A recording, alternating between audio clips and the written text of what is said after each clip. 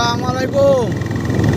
দেখছেন নিপঞ্চে মাঝখান দিয়ে রাস্তা, হাওড়ের মাঝখান দিয়ে রাস্তা। এদিকে বাড়িঘর অনেক দূরে, আর এইদিকে বাড়িঘর অনেক দূরে। আর রাস্তাটা সেরকম লাগে, শীতি থাকে রাস্তাটা করে, শীতি থাকে। আর সামনে মনে হয় একটা ঘর আছে, দোকান, মনে একটা কফি হাউস। কফি হাউস, এটা কফি হাউসে